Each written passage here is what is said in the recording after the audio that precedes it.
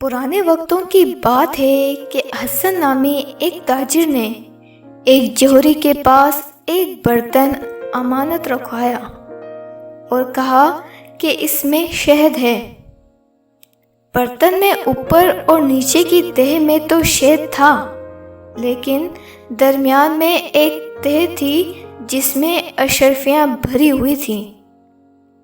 لیکن حسن نے جوہری کو اشرفیوں کے بارے میں نہ بتایا اور شہد کا کہہ کر اپنی امانت کچھ عرصے کے لیے رکھوائی اور دور دراز کے سفر پر چلا گیا۔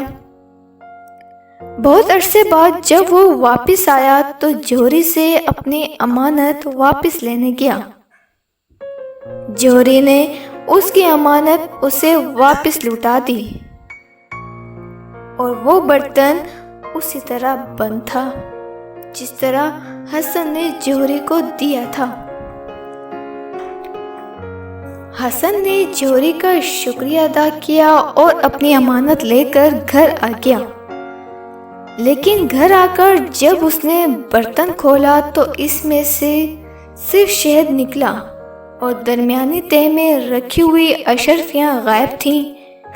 وہ بہت پریشان ہوا اور جوہری کے پاس گیا، لیکن جوہری نے اس کی بات ماننے سے انکار کر دیا اور کہا کہ تم نے میرے پاس صرف شہد امانت رکھوایا تھا جو میں نے تمہیں واپس کر دیا۔ اگر اس کے اندر اشرفیاں بھی تھیں تو تم نے مجھے بتایا کیوں نہیں؟ اب تو حسن اور بھی پریشان ہوا اور اپنا مقدمہ لے کر کوتوال کے پاس گیا۔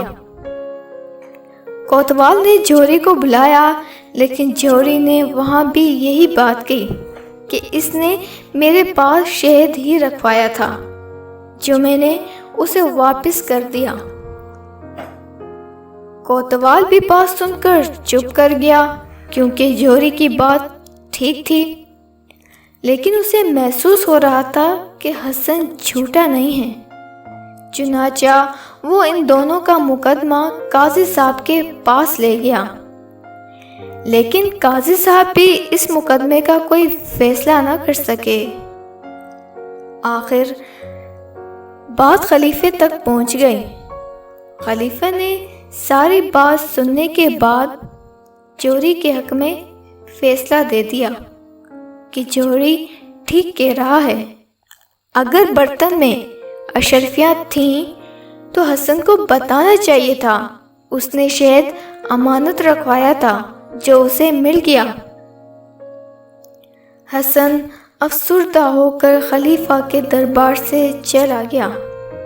سب کو پتا تھا کہ حسن سچا ہے، لیکن وہ اس عجیب و غریب مقدمے کا فیصلہ کرنے سے قاصر تھے۔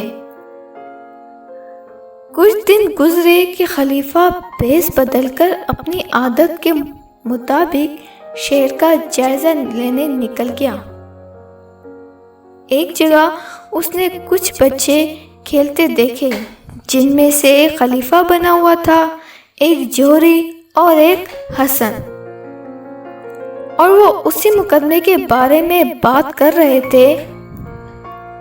خلیفہ رک کر دیکھنے لگ گیا۔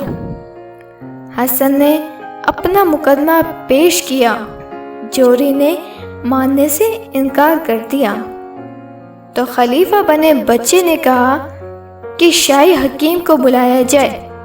ایک بچہ شاہی حکیم کے روپ میں آیا۔ خلیفہ بنے بچے نے اس سے کہا کہ اس شہد کو چکھ کر بتاؤ کہ یہ کتنا پرانا ہے۔ شاہی طبیب نے چکھنے کے بعد کہا کہ یہ شہد تازہ ہے، یعنی زیادہ عرصہ پرانا نہیں ہے۔